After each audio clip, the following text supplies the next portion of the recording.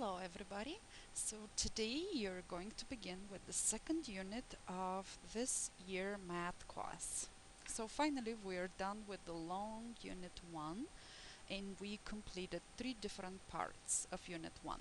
Now we're going to begin with unit 2 and we have 2 parts. So if you look at on the top it says unit 2A and that will be about rational numbers unit, and we're going to talk about more specifically today in this mission 1 about rational and irrational numbers. So go ahead and write down unit 2A, mission 1 or level 1, rational and irrational numbers.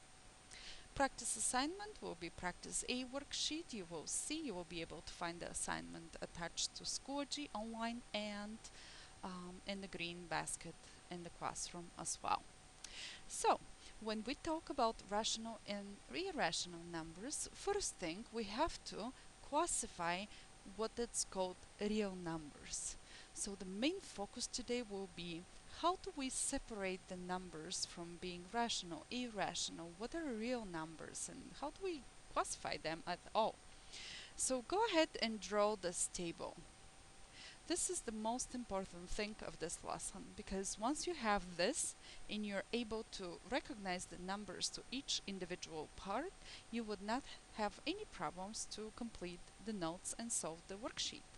So, on the very top I have real numbers. All of those rational and irrational is what we call real numbers. Or in other words, every number in the math that we're going to use and this year and in the future, it's what we call real numbers. Then separate the real numbers into 2 parts. One is called rational numbers and the other is irrational numbers. So how do we classify those rational and irrational? Well, rational numbers are 3/4, negative 1/3. So notice this is what we call ratios or also fractions. Fractions are rational numbers. But also they have to be or some decimal numbers as 0.75 and some could be negative numbers and for example 0.3333 and repeating numbers. So those 4 different numbers as an examples that are given here is what we call rational numbers. Next part of the rational is what we call integers. And integers basically are all numbers on the number line. So if you have a number line starting to 0, positive, negative on the left and positive on the right, those are also what we call integers. Integers cannot be decimal numbers, they cannot be rational numbers. Integers are only the integers on the number line. For example, 0, positive 1, positive 100, positive 1000, 2, 3, 4, 5, all of those are integers, could be negatives. Negative 1, negative 2, negative 3, negative 100, negative 1000. Those are what we call integers. And the smallest part of the rational numbers is what we call whole numbers. Whole numbers are the ones that you can count with. So in elementary school, the first thing you start to learn is how to count. And you use your fingers or maybe some sticks or whatever, was given to you. So all counting numbers, 1, 2, 3, 4, 5, and so on, including 0, is what we call whole numbers. So now, whole numbers are 0, 1, 2, 3, 4, 5, and so on. Natural numbers are the ones that doesn't have 0 and the ones that you can count. So, all this left column is what we call rational numbers. Now, what is irrational? What's the difference between? Well, irrational will be something that it looks a little bit maybe weird, something it's not exactly perfect. There is always something that's going on. So square root of 2. If you're using the calculator and you type square root of 2, you will see that you will get approximately 1.414213 and the numbers keep going. So look at the difference between those decimals and this one. The ones that keep going forever and they don't have any pattern that repeats or they never stop is what we call irrational. And square root of 2, if you type again the number on the calculator, you will see it's one of those that goes forever. Numbers are mixed, and this is what we call irrational. Another irrational number example could be negative square root of 14. Or simply, just if you simplify that, you will get negative 3.74165, and again, keep going, keep going. So this is another example of irrational number.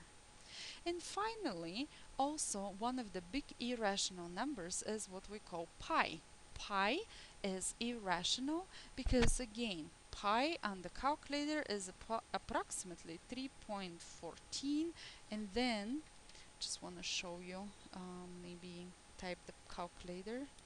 Okay, so here's, if you look at the calculator, I typed pi, and this is the pi button over here, pi, and when I clicked equal, this is what I get. So we have 141592654, and it just keeps going and going and going and going, and pi is number that goes forever. So pi is part of the irrational numbers. So take a look, take a moment, look at the difference. Those are huge numbers that we need to be familiar with and make sure we classify and understand them. So our practice today will be, I will be giving you numbers and you will have to tell which one is which and also how to compare them. So let's begin with the first example. If you need a little bit more time for this, just pause that video and complete it or continue later with the example 1. So numbers, 3/4, 1/11, square root of 3. Let's write these numbers as decimals and then we will classify them. So here's what we're gonna do. I'm gonna put 3/4. Well, 3/4, this is the same as 3 divided by 4. So I'm gonna type 3 divided by 4 on the calculator equal, and we will get that this is 0.75. Now, do I have random numbers that goes forever, or the numbers stop after the second number, after the decimal point? It does stop, right? So if the number stopped, look it up here. What type of this is? This is what we call rational. So I'm gonna put rational number here. Then we have 1/11. Next one is 1 divided by 11. Okay, so what do we have here? We have again the repetition of 09090909, and it just rounded, but actually this continued to 09. So if I have 0.09 repeating, again is what we call rational because the number repeats. So this is also rational number. And of course, all of those are real numbers. They are real. We always call them real numbers. Next one is square root of 3. So if you have the calculator, you can click the second button up here, and down there is a square root symbol. So we're gonna click on this square root and then put number 3 and click enter. So what do we have? We have 1.73220500808. So let's write some of those numbers down. So 1.732050808, and it continues, okay? It continues. So this is an example of those numbers that goes forever, and they are different than our rational, and we call them irrational numbers. So this is irrational number and also real number. Okay, awesome. So those are just a few examples of how do we classify numbers. Definitely, if I ask you, what about if I have 5 here? You're going to say, oh, 5 is an integer. But 5 is also what? 5 is also a whole number. So it could go to both of those, and you're going to have to write both of them. If I say, what about -4? You're going to say, oh, -4 is integer, but -4 is not a whole number. So we just write down integer to classify the number. Okay, so we're going to discuss some of those examples, of course, in class, but I want you to have an idea from the video lesson and being able to begin your practice assignment. So next example is comparing real numbers. We have 4 square root of 8, 4 fifths, minus square root of 4 fifths, 1 fourth, square root of 1 fourth, square root of 7, and 3. First thing, we have 4 and square root of 8. Now, if you're not so sure, even though we learn about the square roots, and you can tell that this is between square root of 4 and square root of 9, between 2 and 3, so you will know just using mental math that this number is less than this. But let's say, well, maybe we're dealing with much more complicated numbers, so I'm going to ask you actually to type square root of 8 and click equal, and you're going to see what exactly square root of 8 is equal to. 2.828 and so on. So now this number and 4, if you compare those two, which one is greater or which one is less? Well, 4 is greater than square root of 8, and we'll be done with this example. In the next example, we have 4 fifths and square root of 4 fifths. Well, for this one, I would say immediately you don't need to use the calculator to tell the answer.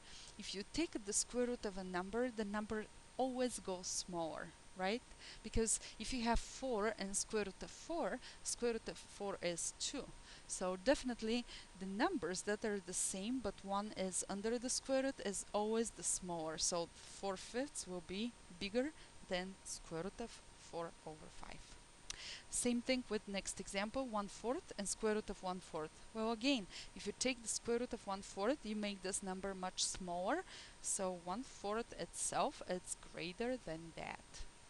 Next example, we have square root of 7. So again, we're going to put square root of 7 on the calculator, click enter, and we get 2.65, for example. So this is approximately 2.65, let's say. Well, 2.65 and 3 shows us that square root of 7 is less than 3.